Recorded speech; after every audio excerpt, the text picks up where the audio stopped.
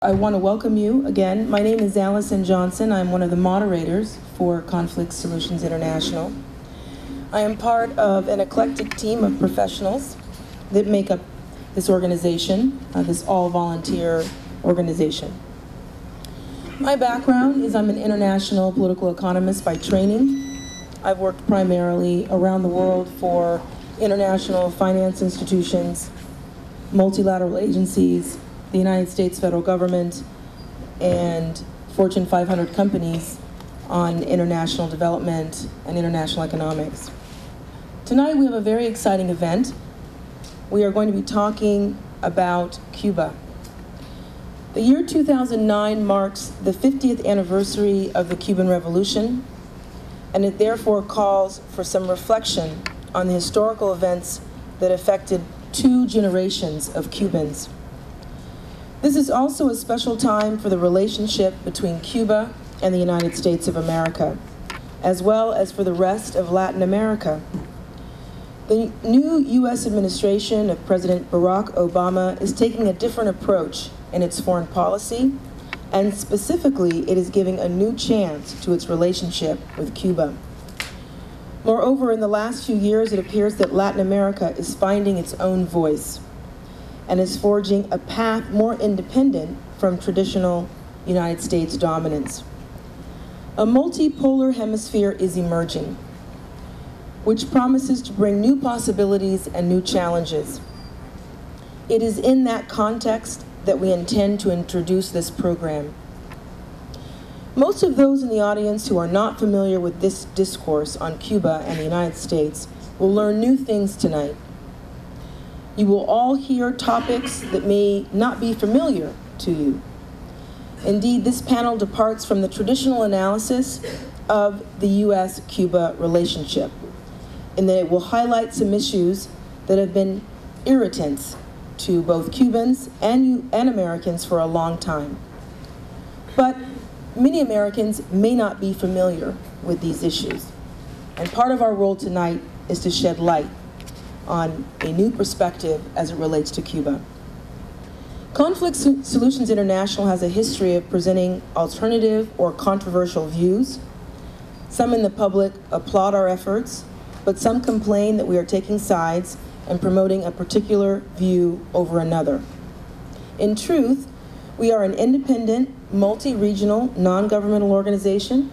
We do not take sides because our aim is to build bridges rather than consolidate differing alliances.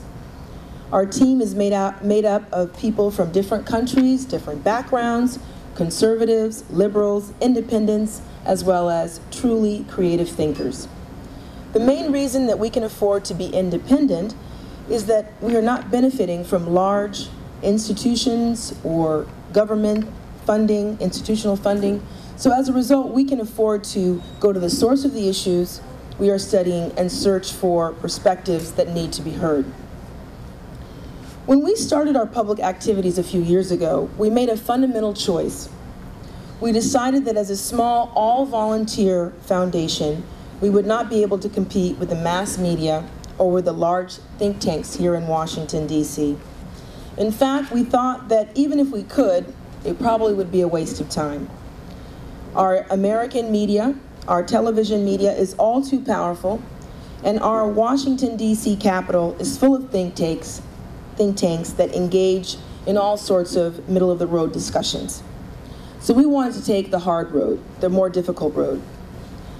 When we initiated our program on Tibet, we featured a representative of Tibet and also invited the government of China to participate, which they declined to do. When we presented our program on Burma, we brought to the stage the government in exile from Burma, now known as Myanmar. As part of our Freedom Fighters series, we featured representatives of the Sikh movement and the Naga people in India. We recently held an event on Iran, marking the 30th anniversary of the Islamic Revolution of Iran. We had 5 speakers that ranged from independent to conservative viewpoints. But the last speaker was an official representative of the government of Iran. Predictably, she contested the views presented by the other speakers and gave us the point of view of the current Islamic Republic of Iran. In the United States today, it is very rare to hear those points of view, those differing points of view. Our program on Somalia, most recently, also presented very different views on the conflict there.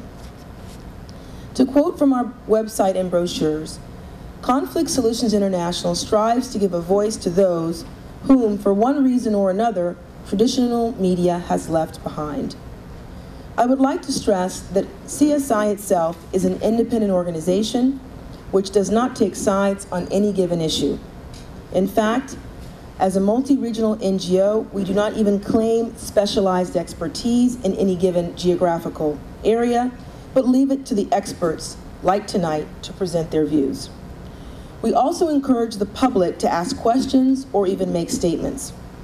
Our website and our blog are interactive. We also run informal discussion groups called meetups in Washington and London, with more cities to be added soon. That is our way of saying that we want the public to participate in what we do, as we have no monopoly on good ideas. In other words, ladies and gentlemen, we like to engage in very fun discussions on the world's challenging issues, and we hope that you can join us. On the panel today are 4 distinguished speakers. We should say that we had a 5th speaker, Mr. Tomás Bilbao of the Cuba Study Group, who had an emergency and unfortunately cannot be with us tonight. We regret that we will not be able to have his contribution. We are confident, however, that several people in the audience, as well as on the panel, can ask questions of the speakers or even make their own statements to contribute to tonight's discussion. This program should therefore not be viewed as a sterile lecture, but an opportunity to learn and to participate in the debate. So without further ado, I'm going to present our speakers. We'll begin with the first speaker, who will be Dr. Wayne Smith, PhD. He's an icon of Cuban-American relations, having served for many years as the head of the U.S. Interest Section in Cuba. He is a veteran of the Korean War and a retired Foreign Service officer. During his 25-year career with the United States Department of State, Dr. Smith served in the former Soviet Union, Argentina, Brazil, and Cuba.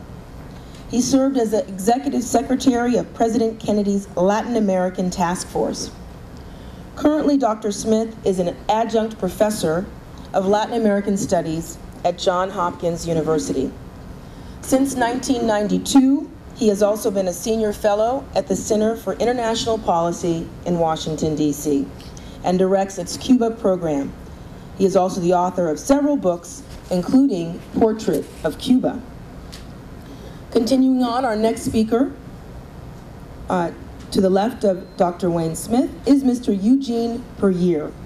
He's a current student at Howard University. He's a BA candidate in history. He has lectured and spoken extensively on Cuba at universities such as Howard University, the University of Maryland,